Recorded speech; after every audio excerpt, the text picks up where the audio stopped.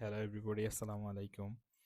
আজকে হচ্ছে আমরা অষ্টম শ্রেণীর মানব ধর্ম কবিতাটি হচ্ছে আলোচনা করব। উম, যেটা হচ্ছে অষ্টম শ্রেণীর পাঠ্য বইয়ের অন্তর্ভুক্ত, এবং মানব ধর্ম কবিতাটি লিখেছেন হচ্ছে লালন শাহ। অর্থাৎ এখন আমরা পড়ব হচ্ছে কবি পরিচিতি।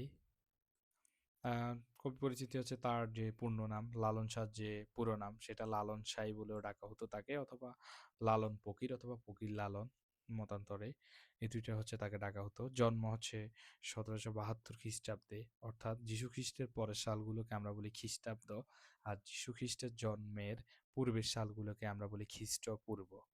তাইলে লালনের জন্ম হচ্ছে মতান্তরে 1772, অর্থাৎ যেটা যীশু খ্রিস্টের জন্মের পরবর্তী সালকে বোঝানো হচ্ছে, এবং জন্মস্থান হচ্ছে ঝিনাইদহে, অর্থাৎ যেটাকে আমরা বলি মতান্তরে কুষ্টিয়া।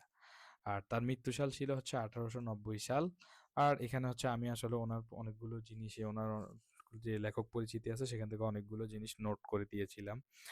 তার মৃত্যুস্থান হচ্ছে কুষ্টিয়াতেই। আর তার পরিচয় হচ্ছে উনি হচ্ছে একজন মরমী কবি অথবা মরমী সাধকও বলা হয়। সাধক মানে উনি যেহেতু উনি হচ্ছে দেখতে অনেকটা সাধু সন্ন্যাসীদের মতো ছিল, এই জন্য আসলে ওনাকে সাধক বলা হয়। আর ওনার গুরু যে ছিল সে হচ্ছে কি সিরাজ শাহ নামের একজন, যিনি হচ্ছে ওনার গুরু ছিল, যার থেকে তিনি শিক্ষা লাভ করেছিলেন। অর্থাৎ তার ক্ষেত্রে হচ্ছে কোনো প্রাতিষ্ঠানিক শিক্ষা তিনি কিন্তু লাভ করতে পারেন, এই যে আমরা যেরকম বই পড়ি বা আমরা যেরকম এরকম ক্লাস 7 8 এরকম পড়ালেখা করি, তিনি কিন্তু এরকম পড়ালেখা করতে মানে তার কিন্তু এরকম যে প্রাতিষ্ঠানিক ডিগ্রি নেই। তারপরও তিনি দেখো মানে কবি হয়ে গেছে। আমরা যদি আসলে চেষ্টা করি, এরকম হওয়াটা আসলে অসম্ভব কোনো কিছু না, এটা আসলেই সম্ভব। তিনি হচ্ছে অনেকগুলো কি করছে, গান রচনা করছে, আর তার রচনার মাধ্যমটা ছিল মেইনলি গান। এখন তার গানের কিছু বৈশিষ্ট্য ছিল যেগুলো হচ্ছে মানুষের প্রতি প্রেম, তার আত্মসাধনা, ধর্মীয় গোঁড়ামির যে বিরোধিতা, মানে ধর্মীয় গোঁড়ামির ক্ষেত্রে তিনি কিছু বিরোধিতা করছেন, যে কিছু কুসংস্কারকে তিনি কি করছেন, প্রশ্রয় দেন নাই। এখন হচ্ছে আমরা মূল কবিতায় চলে যাব। সব লোকে কয় লালন কি জাত সংসারে। অর্থাৎ এখানে বলতেছে হচ্ছে সবাই আসলে লালনের কাছে জানতে চায় যে তিনি আসলে কোন জাতের মানুষ, সমাজে তার জাতটা আসলে কি, যে তিনি বসবাস করেন। মানে তাকে আসলে দেখে কখনো মনে হইতো না যে তিনি মুসলিম নাকি হিন্দু নাকি খ্রিস্টান না বৌদ্ধ, আসলে তার ধর্মটা তাকে দেখে বোঝা যাইতো না, যে যে জন্য হচ্ছে সবাই তাকে জিজ্ঞেস করতো যে লালন কোন জাতের, অথবা লালন সমাজে তার লালনের সমাজে যে জাতটা সেটা আসলে কি। লালন কয় জেতের কি রূপ দেখলাম না এই নজরে। অর্থাৎ তিনি বলতেছে হচ্ছে জাতের কোনো চিহ্ন বা রূপ তিনি হচ্ছে দেখেন নাই, মানে এই জগতে হচ্ছে তিনি দেখেন নাই। তার চোখে মানুষে মানুষে কোনো জাতভেদ নেই, অর্থাৎ মানুষ মানে হচ্ছে তার কাছে মানুষ, অর্থাৎ মানুষের বাইরে তিনি আসলে কোনো জাতপাত সেটা আসলে তিনি দেখেননি, এটাই বলতেছে। কেউ মালা কেউ তসবি গলায়, অর্থাৎ বলতেছে হচ্ছে কেউ মালা পরে, অর্থাৎ এখানে মালা মানে হচ্ছে হিন্দুদের প্রতীক। আর কেউ বা তসবি পড়ে, তসবি বলতে এখানে মুসলিমদের প্রতীককে বোঝানো হয়েছে।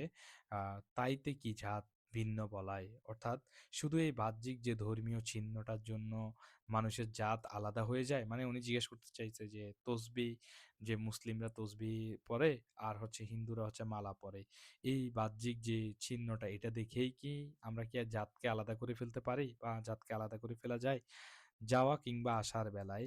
অর্থাৎ বলতেছে যাওয়া বলতে এখানে মানে মৃত্যুর সময়, আর আসার বেলা মানে হচ্ছে জন্মের সময়। জেতের কি চিহ্ন রয় কার রে, অর্থাৎ বলতেছে হচ্ছে তখন কি কারো জাতের কোনো চিহ্ন থাকে, মানে সেটা আসলেই থাকে না।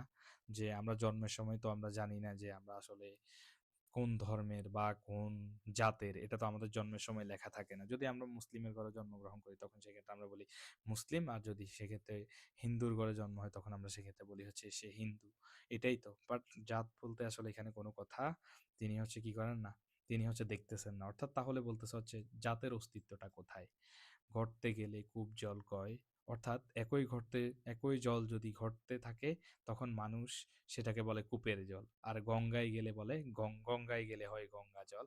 অর্থাৎ সেই একই জল যদি গঙ্গা নদীতে থাকে তখন তাকে গঙ্গার জল বলা হয়। মূলে এক জল সে যে ভিন্ন নয়, অর্থাৎ আসলে জল তো একটাই, তার প্রকৃতিতে কোনো পার্থক্য নেই, ভিন্ন জানায় পাত্র অনুসারে। অর্থাৎ জল যে পাত্রে থাকে সেই পাত্রের নামে তাকে আলাদা করে বলা হয়। যেমনটা ওই যে গঙ্গার যদি জল হয়, গঙ্গা নদীর জলকে আমরা যেরকম গঙ্গা জল বলি, অথবা কোনো একটা গর্তে যদি কূপের মধ্যে অথবা গর্তে যদি জল থাকে তখন সেই ক্ষেত্রে আমরা সেটাকে বলি কূপ জল।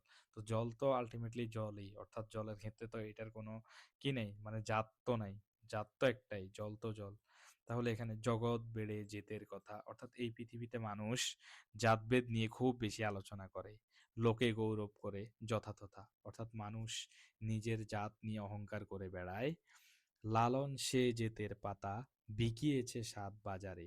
অর্থাৎ লালন এসব জাতভেদের যে লোভ, জাতভেদের যে মোহ, সেগুলো সব ত্যাগ করেছেন, এবং তিনি হচ্ছে সাধনার পথে জাতের যে ধারণাটা সেটা হচ্ছে পরিত্যাগ করেছেন। অর্থাৎ তিনি, তার কাছে হচ্ছে জাত বলতে আসলে কোনো কিছুই নেই। তিনি সবাইকে, তিনি মানে চেষ্টা করলেন হচ্ছে সবারই সেবা করার জন্য।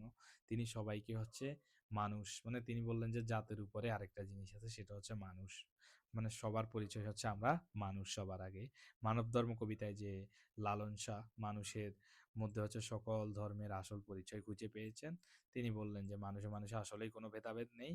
হিন্দু মুসলমান যে জাত পাত বা ধর্মীয় বিভেদ মানুষের মধ্যে সৃষ্টি, প্রকৃত অর্থে এগুলো সব হচ্ছে, ধর্ম হচ্ছে এইসবের ঊর্ধ্বে।